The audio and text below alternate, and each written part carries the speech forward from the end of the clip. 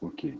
Então, esse é um assunto bastante interessante quando a gente fala, então, sobre as políticas, né, públicas voltadas para a nutrição e saúde coletiva.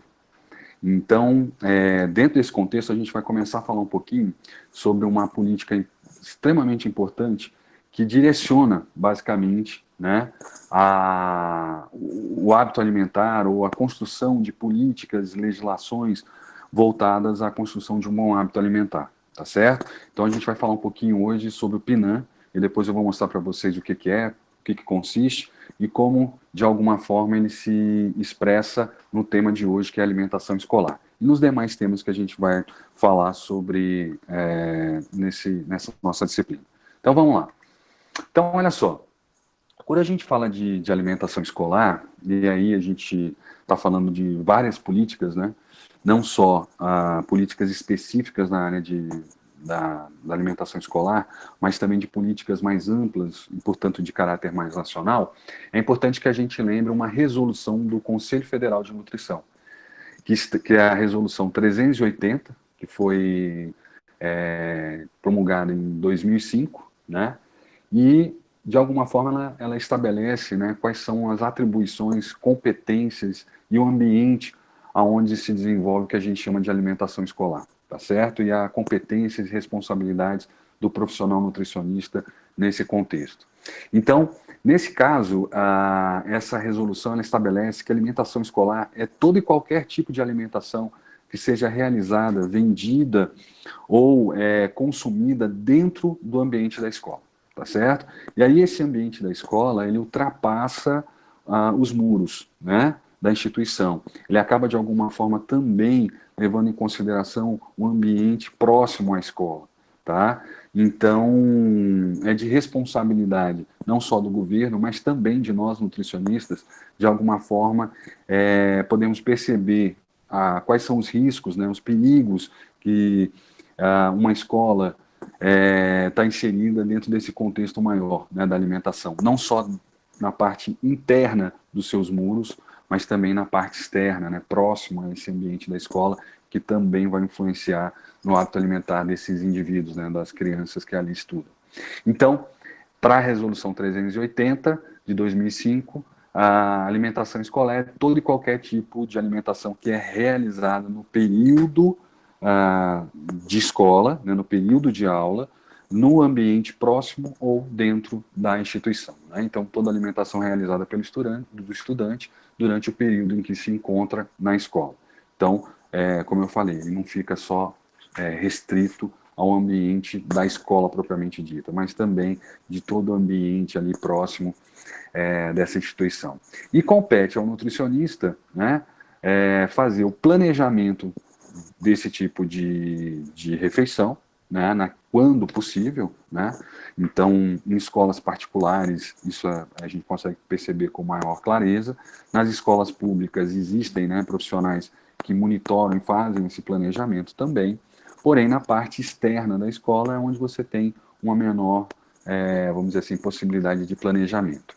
Mas também organizar, dirigir, supervisionar, avaliar os serviços de alimentação e nutrição que são realizados neste ambiente e nos ambientes próximos a essa escola. Né? Então, restaurantes que são próximos à escola, também de alguma forma, quando de responsabilidade de um profissional nutricionista, deve observar essa sua clientela, né? Deve trazer, planejar e fazer uma gestão de todo o processo de produção com um olhar para essa população, com um olhar para esse tipo de público, né?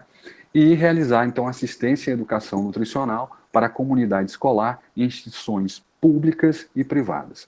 Então, é função do profissional nutricionista, dentro da área de produção de alimentos, que se estabelece nesse âmbito que nós falamos, estabelecer, então, práticas que sejam adequadas às demandas desta população.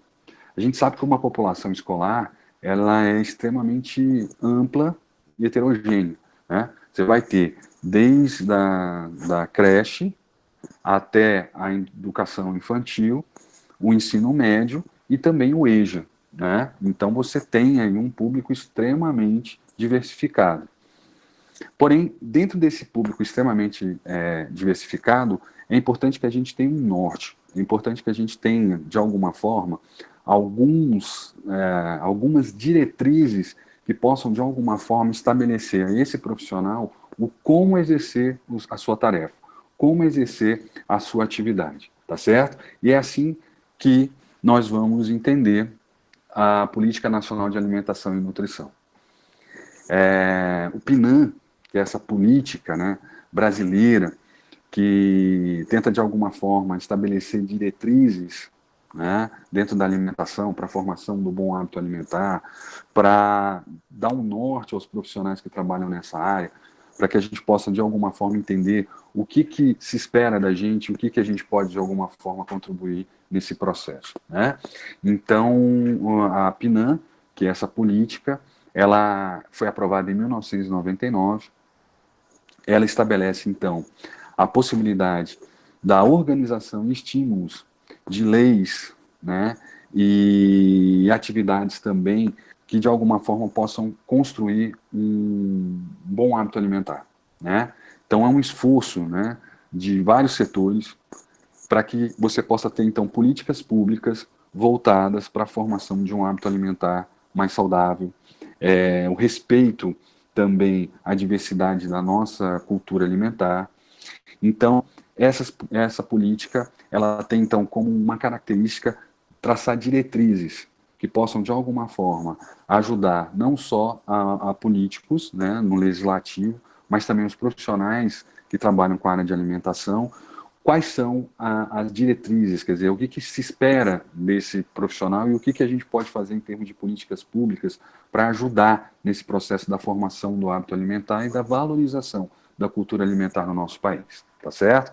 Então, essa é a principal responsabilidade do PNAM, dessa política nacional, que também vai reverberar, obviamente, na educação escolar, né, na alimentação escolar.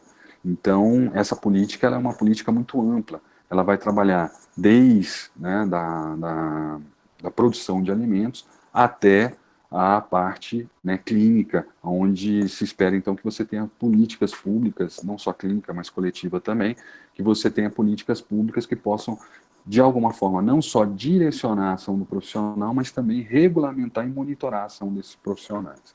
Tá certo? Então, essa é a ideia da política nacional. É a construção de vários setores, né, são vários atores que atuam nesse processo, o governo, a gente vai ver, né, iniciativa pública, vários atores nesse processo que se juntam para poder, de alguma forma, estabelecer o que pode ser feito de forma, vamos dizer assim, mais efetiva para a construção de um bom hábito alimentar na nossa população. Tá certo? Então, essa é a ideia que se estabelece no PNAM. E a PNAM, né, essa política, ela tem algumas diretrizes muito importantes que vão ser, de alguma forma, reverberadas em cada um dos eixos da área de atuação do profissional nutricionista. Né? A gente vai falar dessas diretrizes de forma mais ampla e depois tentar contextualizar isso dentro do processo de alimentação escolar, tá certo? Então vamos dar uma olhadinha, olha só. Então, a primeira diretriz é estimular ações intersetoriais com vistas à formação de um hábito alimentar mais saudável. Então, uma das diretrizes que a Política Nacional de Alimentação e Nutrição possui é tentar articular, junto dos vários setores, o setor produtivo, do setor do governo, das instituições, enfim, de todos os setores que participam da nossa comunidade, articular com esses setores possibilidades de formação de práticas e políticas, tá? Que possam, de alguma forma, gerar a formação de um hábito alimentar mais saudável. Então, o que a indústria pode fazer para melhorar o hábito alimentar da população brasileira? Muita coisa, né? Então, será que não seria interessante a gente ter políticas que possam, de alguma forma, monitorar ou regulamentar a produção de alimentos na indústria? Isso é uma coisa interessante, né? Dentro das instituições públicas, como é que a gente pode, de alguma forma, estabelecer um monitoramento para entender como é que anda, né, a saúde, né, o estado nutricional da nossa população, e em cima desses parâmetros, desses dados, como é que a gente consegue, de alguma forma, fazer a mudança desse hábito, né? Levar essa população a uma melhor qualidade em termos de saúde nutricional, né? Então, é isso que essas diretrizes, ou essa primeira diretriz, tenta estabelecer. Estimular em cada um, né, dos setores, né, da nossa sociedade o que a gente pode fazer de melhor para tentar construir e formar um hábito alimentar mais saudável, mais adequado. Tá certo? Essa é a ideia e é assim que se estabelece essa primeira diretriz. A gente vai ver como isso acontece dentro de um contexto de alimentação escolar. Garantia, segunda diretriz, garantia da segurança e da qualidade dos alimentos e da prestação de serviço nesse contexto. Então, como é que a gente pode criar políticas públicas que melhorem o alimento que é ofertado, seja na escola, seja, enfim, para a população de forma geral, seja até mesmo dentro da indústria, né? Como é que a gente pode criar políticas públicas que tragam essa capacidade da melhora da produção do alimento, né, em termos de qualidade no sentido nutricional? Então, como é que a gente cria políticas públicas em relação a isso? Como é que a gente pode debater, né, e formar hábitos mais adequados em relação a isso? Isso parece um pouco amplo, mas quando a gente contextualiza isso dentro de cada um dos assuntos que a gente vai abordar, a gente percebe então que existem algumas ações, né, existem até políticas bastante interessantes que estabelecem essa possibilidade da melhoria do hábito alimentar no contexto da oferta do alimento, né? Outra diretriz seria o monitoramento da situação alimentar e nutricional da população brasileira. Como é que a gente consegue fazer esse monitoramento do estado nutricional dessa população? Como é que a gente consegue, através de dados epidemiológicos, construir um perfil, ou melhor, um panorama da saúde nutricional da nossa população, do estado nutricional da nossa população, né? Seja ele um quadro de saúde ou de doença, né? Por isso um quadro, um panorama do estado nutricional da nossa população. Já existem, né, políticas, já existem dados epidemiológicos que permitem a gente, de alguma forma, construir esse panorama. Porém, foram, de alguma forma, estimulados e são, até hoje, debatidos e estimulados por políticas como a PNAE, né, a Política Nacional de Alimentação e Nutrição, onde pessoas de vários setores da comunidade se reúnem, né, através de palestras, né, de conselhos, de grupos que podem, de alguma forma, estabelecer novas possibilidades e também, além de sugestões, para a construção de políticas públicas nessa área, tá certo? Então, essa é a ideia. Quarta diretriz, né? Promoção de práticas alimentares e estilo de vida saudável. Então, como é que a gente pode promover essa prática de uma alimentação mais saudável e um estilo de vida também mais saudável?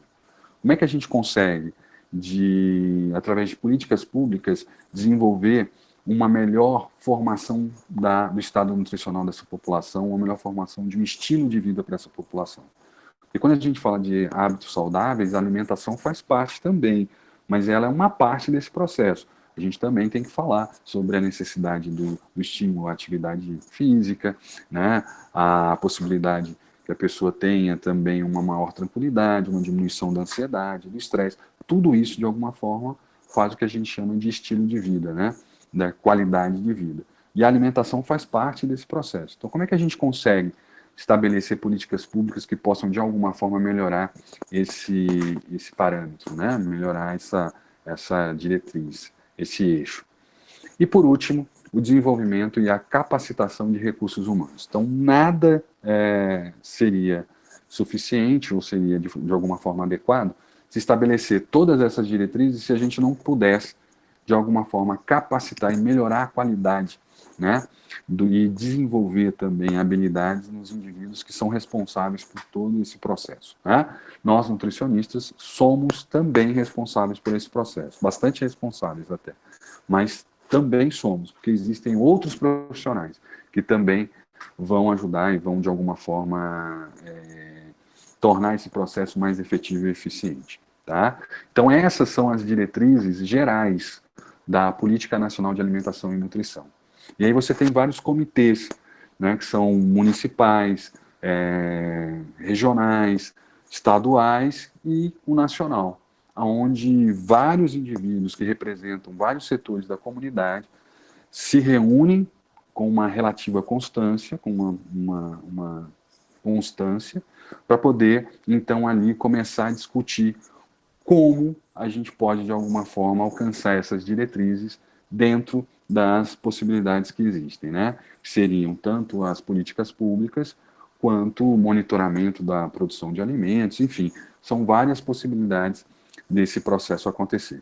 Dentro da área de alimentação, a gente vai falar a partir de agora, dentro desse contexto, e a gente vai tentar estabelecer todas essas diretrizes e colocar algum tipo de política pública que foi realizado, algum tipo de atitude pública ou coletiva que pode ser feita para a adequação desse tipo de alimentação, né, que é a alimentação escolar, dentro do contexto da Política Nacional de Alimentação e Nutrição, que é o PNAE. Tá bom? Então, essa é a ideia. Vamos dar uma olhadinha em como é que isso acontece no contexto da alimentação escolar. Então, os setores envolvidos que a gente falou tanto são esses, né? O governo, então, como gerador, né, de políticas públicas, como, vamos dizer assim, a gênese e a construção e até mesmo a liberação dessa lei, a outorga dessa lei é feita pelo governo, né? Então, de alguma forma, buscar estimular,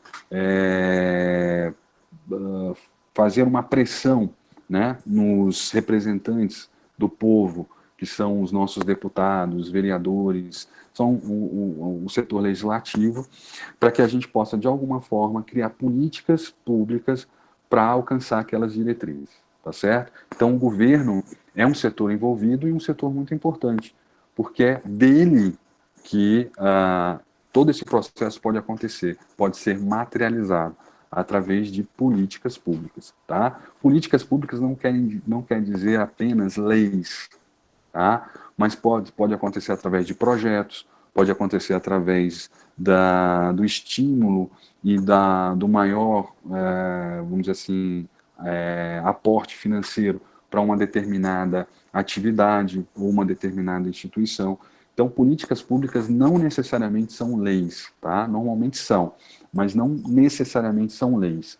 Podem ser uma série de outras atitudes governamentais que levem a uma mudança de comportamento, que levem, de alguma forma, a um monitoramento do processo, um monitoramento do procedimento.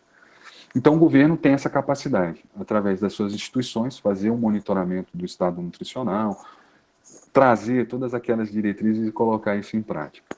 E também através de legislação, né, da criação de leis que vão, de alguma forma, ajudar na formação de uma política pública voltada a esse objetivo. Tá bom? Sociedade civil, também somos nós, né? Então, esse setor é o maior setor. São todos os indivíduos que participam da nossa sociedade. Pessoas diretamente relacionadas ou indiretamente relacionadas ao setor de alimentação.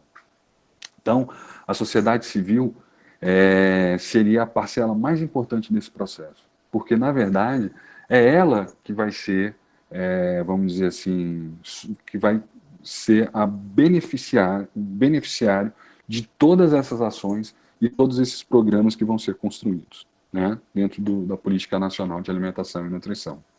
E o setor produtivo, né, e a gente está falando não só da área da indústria, mas também do comércio e da prestação de serviço.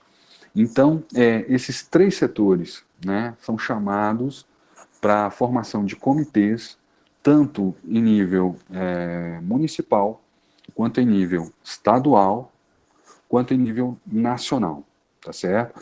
Para que essas ideias sejam ali de alguma forma debatidas e que surjam, sejam levadas a várias instâncias para que você possa ter, ao final desse processo, um apanhado, né, de tudo aquilo que se deseja e as demandas e necessidades da população brasileira, chamada aqui de sociedade civil, tá certo? Então, os vários setores vão ali debater esse processo. Então, como é que o governo municipal tem que ter um representante, tem que ter um representante do setor, né, produtivo, ou da indústria, ou do comércio, do município, né? E ter um representante da sociedade que possa, de alguma forma, nesses três, né, pontos de vista, criarem ali, de alguma forma, uma consonância, né, algum tipo ali de, vamos dizer assim, de ideia que possa ser, então, levada a vários níveis até você peneirar aquilo e chegar realmente a uma consonância, né? Chegar a um ponto de concordância. Então, é nesse processo que acontece o que a gente chama de Política Nacional de Alimentação e Nutrição. São esses debates, são esses comitês que vão conversando, né? E vão desenvolvendo, então, essas demandas e necessidades, que são depois levadas ao governo para que, ou o setor privado, ou ao setor produtivo, para que você possa ter, então, aí a disposição, né, dessas ideias que seguem aquelas diretrizes que o professor colocou no nosso terceiro slide, tá certo? Então, aquelas diretrizes são as norteadoras do processo de discussão, desse processo de conversa entre os setores, que chegam até uma instância maior e podem, de alguma forma, gerar políticas públicas mais efetivas e que atendam às demandas da comunidade, tá certo? Então, são esses três setores que são, de alguma forma, estimulados a debater esse assunto, em vários níveis, como o professor falou, tanto municipal, quanto estadual, quanto nacional, tá certo? Então, se a gente for pensar no governo, e falar, então, sobre alimentação escolar, nós temos, então, algumas ações, algumas políticas, algumas leis que foram estabelecidas para atender essa demanda, tá certo? Então, se a gente pensar aqui no Distrito Federal, lá em 2001, a gente vai ver que houve, então, uma lei que foi promulgada, né, aqui na Câmara Legislativa, para que a gente pudesse, de alguma forma, na verdade, aqui, isso foi em Santa Catarina, desculpa, em 2001, em Santa Catarina, o município de Florianópolis, né, no estado de Santa Catarina, através dessas discussões de comitês regionais, foi desenvolvida ali uma lei chamada Lei da Cantina, onde se estabelecia a proibição da venda de alguns produtos dentro do ambiente escolar e a promoção da venda de alguns produtos, né, ou a oferta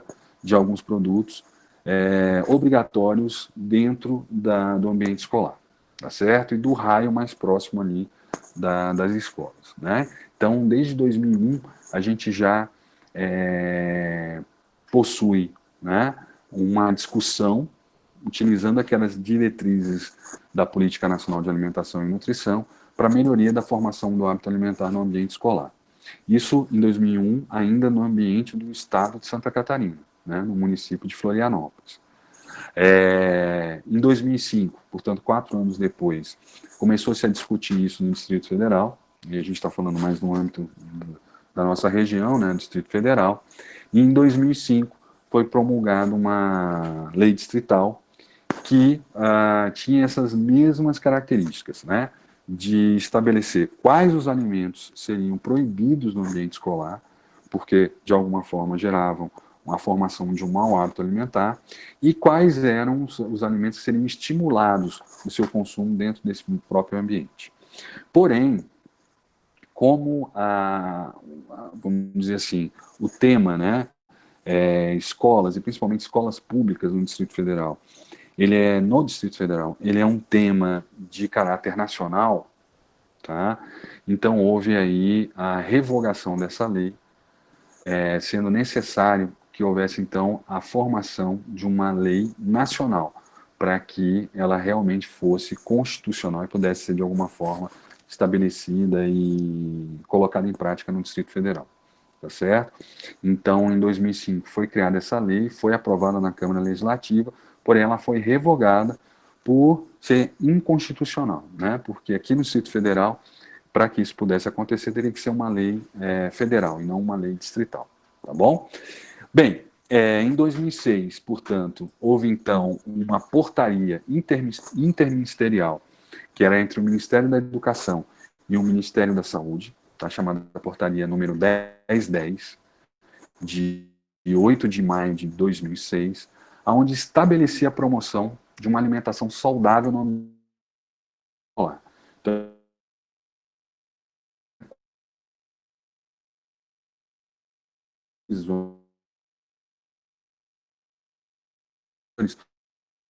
Então, e construção de um hábito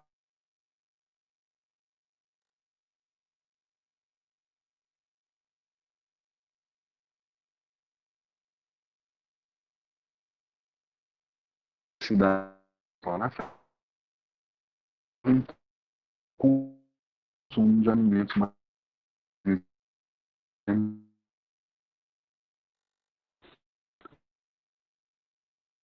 de sala de aula, o professor mais sobre isso, né? O professor também dentro da sua política de educação tem de um ano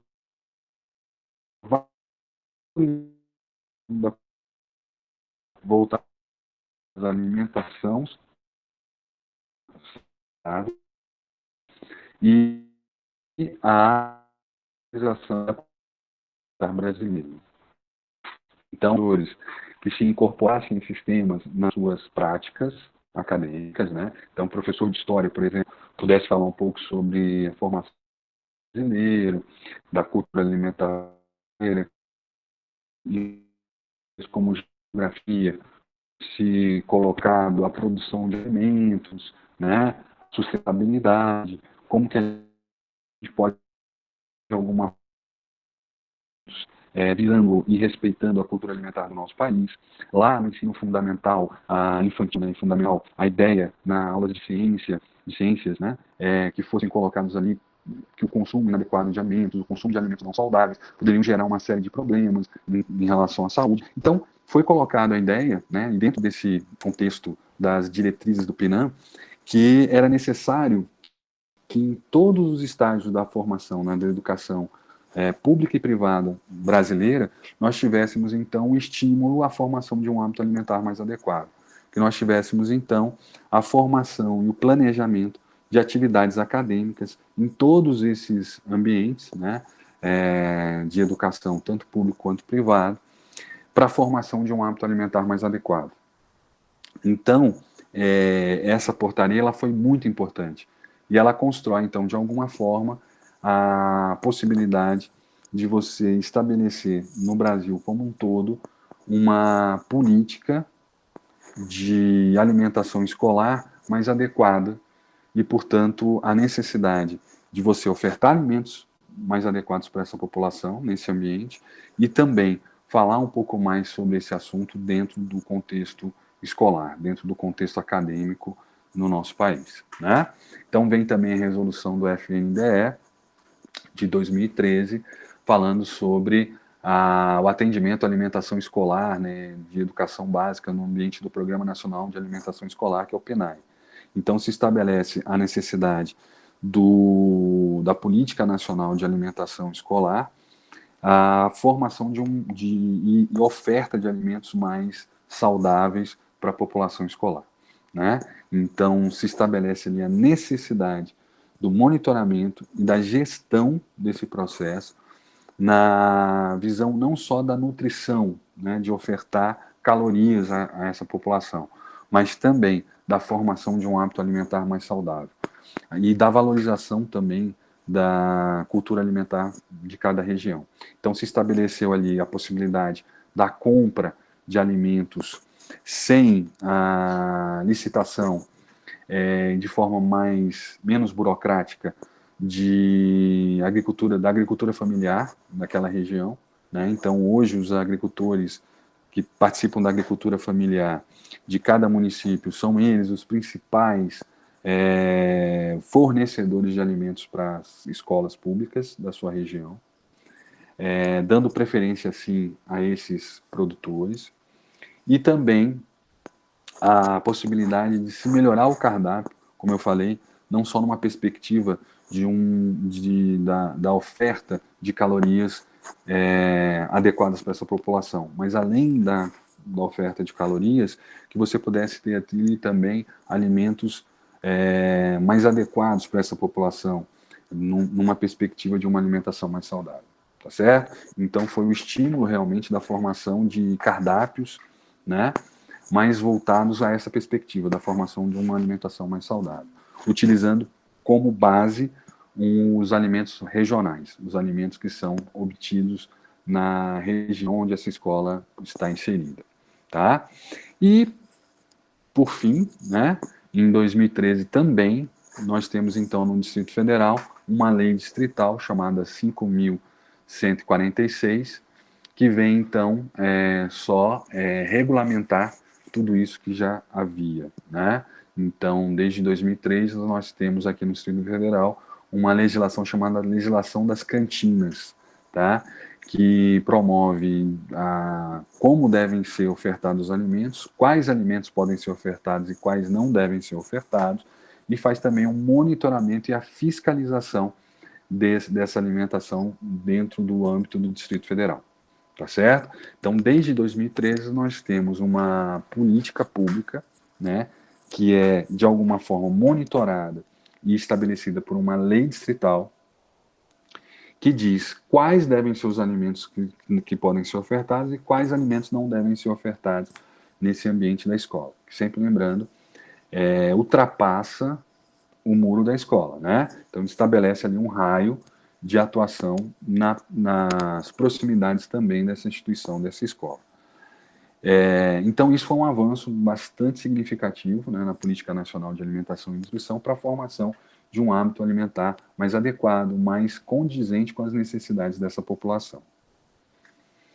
E aí, ainda dentro, né, desse estímulo intersetorial e ainda falando, né, do governo como responsável nesse processo, essa lei aqui do Distrito Federal de 2013 proíbe, então, a comercialização nas escolas públicas e privadas dos seguintes alimentos ou ingredientes: balas, pirulitos, goma de mascar, biscoito recheado.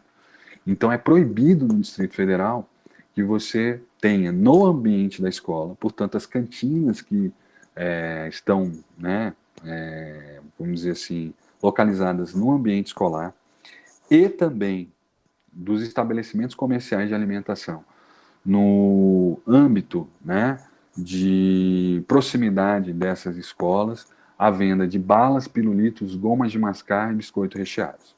É óbvio que no âmbito do comércio local, isso fica muito difícil de você fazer esse monitoramento. Mas dentro do ambiente da escola, é feito esse monitoramento, deve ser feito esse monitoramento. Então, as cantinas, aquelas pessoas que vendem, né, produtos alimentícios no ambiente da escola, próximos à escola, devem, de alguma forma, respeitar essa legislação. Então, está proibido bala, pirulito, goma de mascar e biscoito recheado.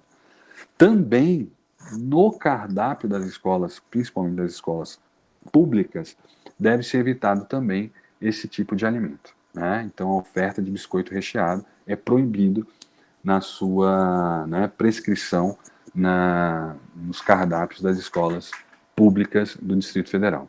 Refrigerantes e suco artificiais, também, tá certo? Salgadinhos industrializados, então, as cantinas não podem vender refrigerante, nem sucos artificiais, nem salgadinhos industrializados. Frituras em geral, então aqueles lanches, né, aqueles salgados, vamos dizer assim, que forem vendidos no ambiente da escola não podem ser fritos, todos eles devem ser assados, tá? Para que você possa ter uma menor quantidade de gordura ofertada a essa população.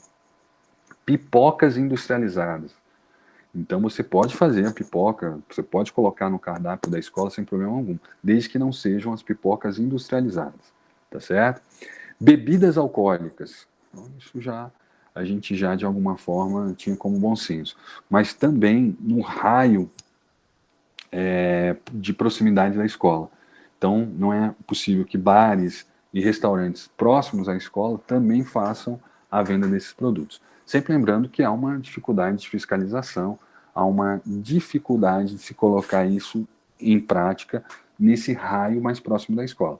Porém, dentro do ambiente escolar, isso é mais fácil de ser feito. Até porque esse monitoramento também acontece por parte dos alunos, professores e de gestores da escola, né? Mas também da Secretaria de Educação, no caso do Distrito Federal. Alimentos industrializados, cuja o percentual de calorias provenientes de gordura saturada não ultrapassem 10% das calorias totais. Então, também não é permitido você ter alimentos industrializados que o total das suas calorias você tem mais do que 10% obtido através de gorduras saturadas, né? Então, também não é permitido. E alimentos cuja preparação seja utilizado gordura vegetal hidrogenada. Então, esse é mais fácil de se fazer esse controle, né? O alimento industrializado, cujo percentual não ultrapasse mais do que 10% do total de calorias de gordura saturada, é um pouquinho mais complicado. Mas o de gordura vegetal hidrogenada fica mais fácil porque ele não deve conter, então, na composição do alimento. Tá certo, pessoal? Então, esse são vamos dizer assim, os eixos que compõem essa legislação, em termos de proibição. A gente vai falar também um pouquinho mais para frente do que se tem feito em relação ao que se oferta para melhoria, estimulando assim o consumo de alimentos mais saudáveis. Outra coisa também é que essa legislação, ela estabelece, e não só ela, mas o FNDE também, estabelece a necessidade de se ter dentro do conteúdos pedagógicos da escola os seguintes temas, né? Então, alimentação e cultura. Então, deve-se debater tanto no âmbito da educação básica quanto do ensino médio, passando pelo ensino infantil e fundamental, os seguintes temas: alimentação e cultura. Então, em cada uma dessas realidades, utilizando a maturidade desses alunos, né, esses assuntos devem ser, de alguma forma, colocados e debatidos em sala de aula. É óbvio que esse assunto ganha um caráter para o ensino médio, né? Ganha um desenvolvimento, um maior aprofundamento dentro de um caráter de ensino médio. Mas também não quer dizer que ele não deva e deve sim ser debatido e colocado no ensino infantil, tá? Então, esse tema ele tem que ser recorrente na escola, em todas as matérias, em todas as disciplinas, tá certo? Então é importante que lá na matemática, de alguma forma, possa se estabelecer, né, práticas pedagógicas que possam, de alguma forma, referendar todos esses assuntos que a gente vai falar. É importante que na biologia, na química, na física, também se estabeleça algum contato e contextualização desses assuntos no projeto pedagógico da escola e, portanto, se materialize em sala de aula. Outro assunto e tema que deve ser debatido: conceito de alimentação saudável. Então, como se constrói um hábito alimentar saudável? Quais são os alimentos que são saudáveis? Quais aqueles que não são saudáveis? Então, a gente pode, de alguma forma, trabalhar. Alimentação e mídia. Então, essa população, seja ela desde da criança em idade escolar até o adulto no EJA, são todos eles, de alguma forma, influenciados pela mídia. Então, como é que a gente pode, de alguma forma, utilizar esse contexto dentro de sala de aula? Como é que a gente pode falar da influência da mídia, né? Da capacidade de persuasão, mudança de comportamento que a mídia exerce sobre os nossos alunos? Então, isso é debatido em níveis, né, mais complexos e menos complexos, dependendo da maturidade desse indivíduo, dessa coletividade desses alunos, né? Frutas e hortaliças, a importância para a saúde. Então, debater também esse assunto, colocar esse assunto em sala de aula para ser trabalhado. Fome e segurança alimentar. Quer dizer, como é que a gente trabalha esse tema, desenvolve esse tema dentro de sala de aula, para que isso enriqueça, né, a formação desses alunos e coloque, né, esses alunos dentro desse contexto. Malefícios de uma alimentação inadequada. Então, hoje, por lei, nas escolas públicas e privadas do Distrito Federal, esses temas têm que ser debatidos e colocados em sala de aula, em todos os níveis de educação, né? Desde o ensino mais tenro e fundamental até o ensino médio, né? Devem ser, de alguma forma, debatidos e trabalhados em sala de aula. E na sociedade civil? Quer dizer, a gente falou governo, né? O governo cria leis, o governo monitora, o governo fiscaliza, né? Falamos aí dentro desse contexto algumas ideias. Como é que a gente pode, então, de alguma forma, trabalhar isso dentro da sociedade civil? Como é que a gente pode estimular a sociedade civil a incorporar, né, esses assuntos dentro da sua prática, do seu dia a dia, e fazer, então, com que a gente possa, então, ter essa participação mais popular?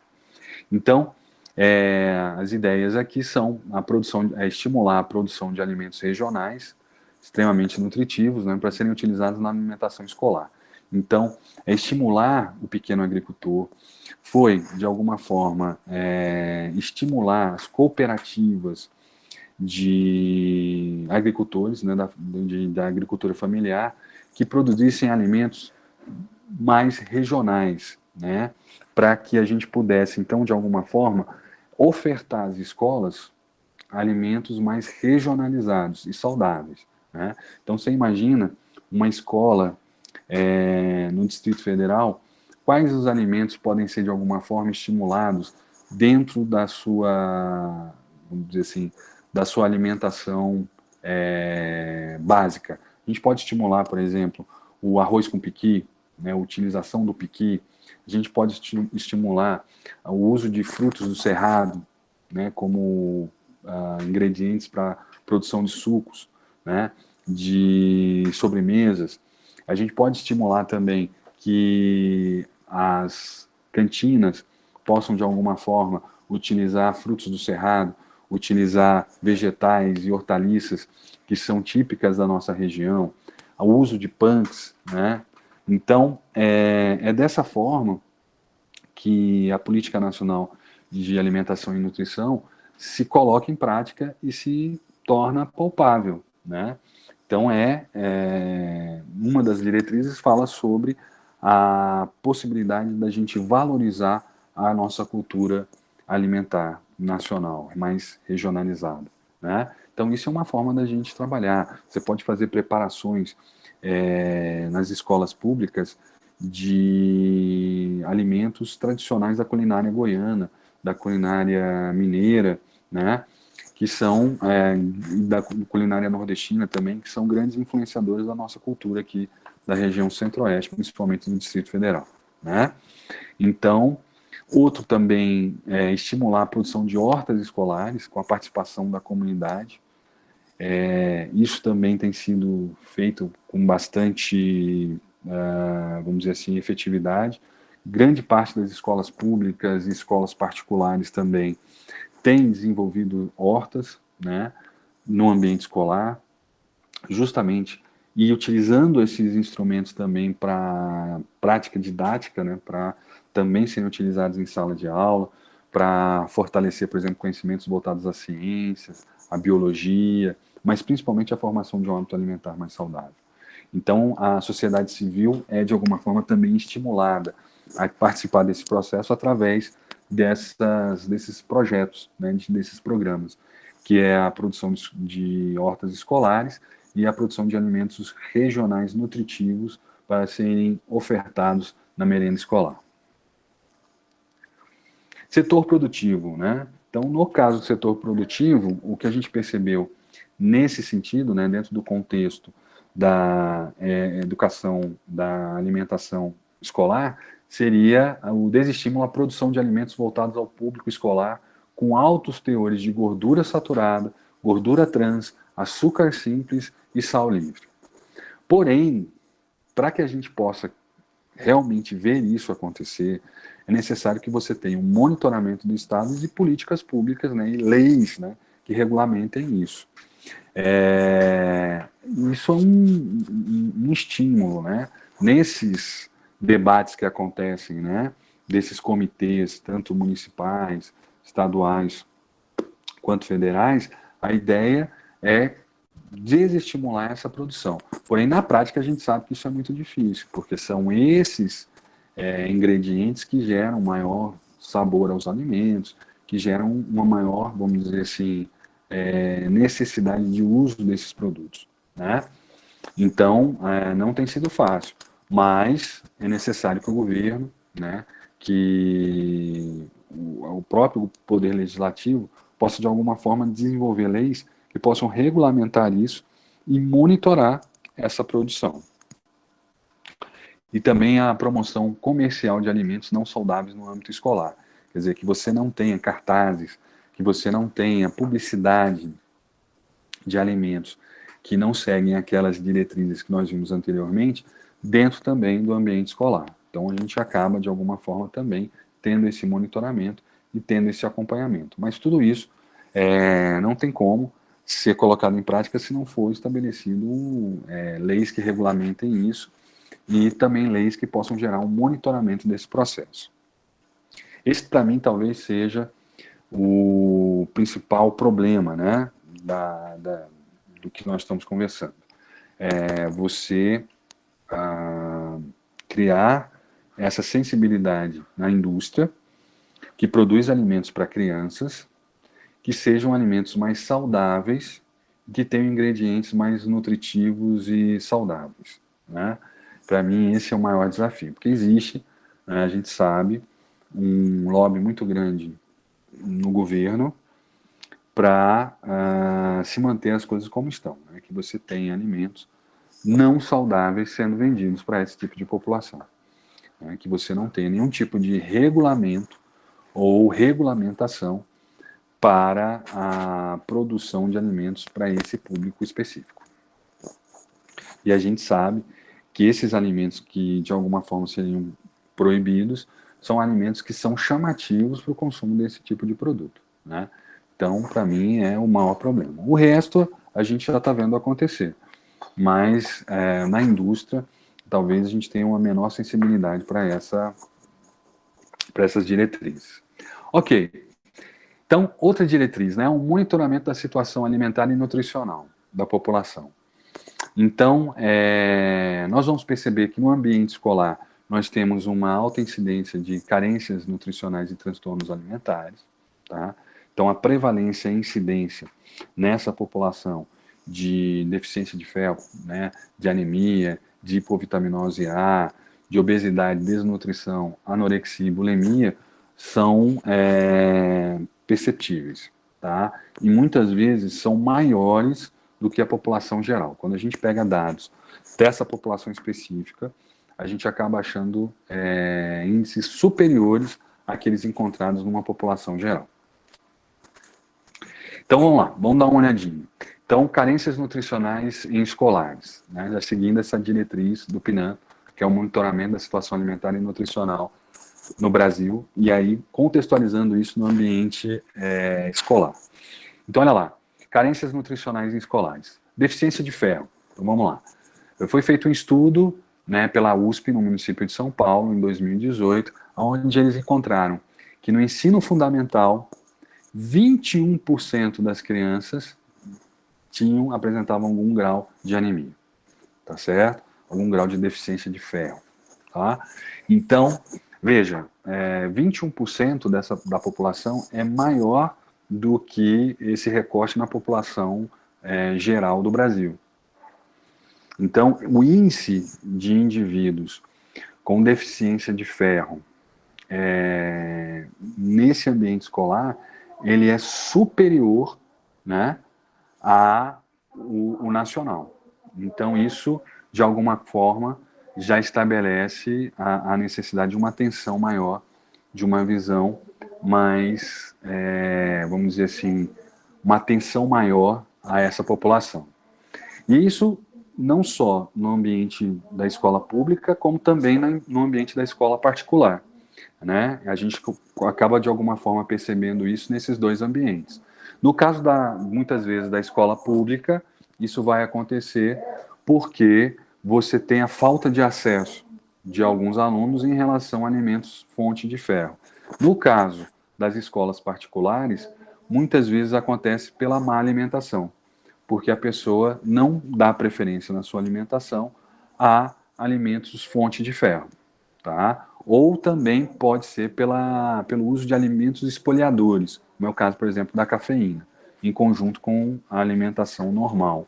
Então, a cafeína, quando consumida concomitantemente à alimentação, né, e a cafeína a gente vai ter não só no café, mas também em alguns tipos de refrigerante, você tem, então, a diminuição da absorção de ferro. Então, isso foi observado não só em populações de maior, vamos dizer assim, perfil socioeconômico, como também populações de baixo perfil socioeconômico, com razões diferentes, mas apresentando valores muito altos dentro da sua, vamos dizer assim, dos dados epidemiológicos, né? Então, uma incidência muito grande desses indivíduos. Hipovitaminose A, também a gente vai encontrar uma taxa de indivíduos com esse agravo muito superiores aos índices nacionais, né, aos dados nacionais. Então a gente tem aqui, por exemplo, um estudo que foi feito na UFMG em 2019, onde 29% dos alunos de ensino fundamental da zona rural de Minas Gerais apresentavam um quadro de hipovitaminose A, apresentavam esse agravo, né? Então, se a gente pegar os dados nacionais e colocar em relação a esses dados que foram encontrados nesse estado, a gente vai ver que esses dados encontrados lá em Minas Gerais são muito superiores aos encontrados no Brasil como um todo, né? Aí a gente tem que levar em consideração que é uma zona rural, que é produtora de alimentos, né? Então, talvez a gente possa ter um acesso maior a fontes de vitamina A, de carotenoides, né? E também a possibilidade também, né, nessa região, de você ter a produção de alimentos na agricultura familiar para dar suporte a esse problema, né, a essas escolas. Mas aí o que a gente de alguma forma tem como resposta, ou pode ter como um resultado desse processo, seria que nessas regiões são muito pobres e que muitas vezes as crianças dessa região têm como única alimentação, a alimentação mais importante, a alimentação que é feita na escola. Então, no ambiente da casa desse indivíduo, ele não tem uma alimentação de qualidade, ele só vai ter essa alimentação de qualidade ou só vai ter essa alimentação mais diversificada no ambiente escolar, de segunda a sexta. Então, sábado e domingo, ele não vai ter essa alimentação, não vai ter acesso a esses alimentos e também, no seu dia, a refeição mais importante, muitas vezes a única refeição, era aquela feita na escola, tá certo? Então, um processo de desnutrição. E outra possível explicação são as parasitoses intestinais, né? Então, a população rural ainda tem um alto índice de incidência e prevalência de doenças parasitárias, que são espoliadoras também de vitamina A e podem, de alguma forma, diminuir não só a absorção da vitamina A, mas também diminuir a presença dessa substância nos indivíduos, né? Então, a hipovitaminose A, no ambiente escolar, ela tem um caráter de incidência muito maior do que na população geral. Isso demonstrado em Minas Gerais, mas se a gente usar o contexto nacional, a gente vai encontrar resultados bem próximos a isso. Obesidade, né? Estudos demonstram que 17,9%, portanto 18% dos alunos do ensino fundamental de escolas de Santa Catarina apresentavam sobrepeso e 6,7% obesidade em 2014. Né? Então a gente pode ver, né, de modo geral, em termos de obesidade infantil, a gente tem valores muito próximos a isso. Né? Então, se a gente pegar, por exemplo, a população nacional, né, a nossa população brasileira, a gente vai perceber que existe um grau muito maior de obesidade e sobrepeso quando se faz o recorte dessa população em termos de 0 a 18 anos, do que a população geral. Então, os nossos jovens e as nossas crianças são mais obesas e têm maior índice de sobrepeso do que os nossos adultos e a população de modo geral. Então, se a gente faz esse recorte na população, a gente vai encontrar valores muito próximos a isso, tá? Que foram encontrados em 2014 lá em Santa Catarina. Então, é uma população que está muito mais, vamos dizer assim, sensível a esses problemas de sobrepeso e obesidade do que os demais indivíduos da nossa comunidade, nossa população. Por isso, a necessidade de se trabalhar essa população, né? De se estabelecer políticas e se desenvolver um bom hábito alimentar nessa população, que se encontra muitas vezes dentro do ambiente escolar, que pode ser trabalhado também no ambiente escolar. Desnutrição. Se você pega, por exemplo, um recorte em termos de crianças em idade não escolar, né, em idade anterior à idade escolar, que seria até 5 anos, você vai ver que 30% dessa população tem algum quadro de desnutrição. Então, apesar da desnutrição, em termos da população geral da nossa população brasileira, ela representar um índice muito pequeno, tá? Então, se você pega a população geral, você vai ver que 2 a 3% da nossa população apresenta algum grau de desnutrição, tá? A população geral. Mas se você faz um recorte numa população entre 0 e 5 anos, você vai ver que nessa população o grau de desnutrição pode chegar até 31%. Tá? Então, como é que a gente pode criar políticas, programas para melhorar a situação dessa população? Porque a gente já falou em momentos anteriores que uma má alimentação nesse momento da vida, além de gerar problemas de crescimento e desenvolvimento físicos desse indivíduo, também vão gerar uma má formação e uma menor absorção de conhecimentos, né, de desenvolvimento intelectual dessa população. Então, a gente sabe, já vimos isso em momentos anteriores dessa disciplina, que isso vai gerar problemas socioeconômicos para o nosso país, né, porque essa população vai absorver menos conhecimento e vai se desenvolver menos intelectualmente, né? Então, esse é um problema de caráter nacional que tem que ser trabalhado, né, enfrentado, para que a gente possa, então, diminuir essa problemática, né? Anorexia. Então, estudos apontaram que 15% dos adolescentes do sexo feminino apresentam insatisfação com a sua imagem corporal ou sintomas de anorexia no estado de Santa Catarina. O estudo foi feito pela Universidade Federal de Santa Catarina em 2018. Isso é muito maior, né, do que os índices de uma população geral, né? 15% dos adolescentes do sexo feminino de escolas públicas e particulares do estado de Santa Catarina apresentavam algum quadro de insatisfação, né, com a sua imagem corporal ou algum sintoma de anorexia. Isso é bastante preocupante. Como é que a gente faz um monitoramento? Quem está fazendo o monitoramento dessa população? Como é que a gente pode resolver esse problema? Quais são os desfechos, né, o desenrolar dessa situação durante a vida dessa pessoa, né? O que isso pode influenciar também em termos de conhecimento, de absorção de conhecimento e desenvolvimento intelectual dessa população durante o ambiente escolar, né, durante o seu desenvolvimento escolar. Então, isso é algo bastante importante que tem que ser monitorado mais constantemente, mas também ter políticas públicas mais efetivas para se trabalhar isso. Bulimia. Estudos apontaram que 10% dos alunos matriculados em escolas do ensino médio do estado de Minas Gerais já utilizaram algum método purgativo para controle de peso. Então, veja, o ambiente escolar é um ambiente onde é muito favorável para alguns transtornos alimentares e também para algumas doenças carenciais. Ou pela incapacidade dessa população de desenvolver, né, um hábito alimentar mais adequado, ou porque essas populações são populações realmente de risco para esse tipo de problemática, né? Então é necessário que realmente a gente tenha políticas públicas que trabalhem com esses temas dentro de sala de aula. Quer dizer, a gente acaba vendo que o monitoramento estabelece essa necessidade, que a gente possa não só monitorar, mas também executar políticas públicas para dar um retorno a esses pontos observados.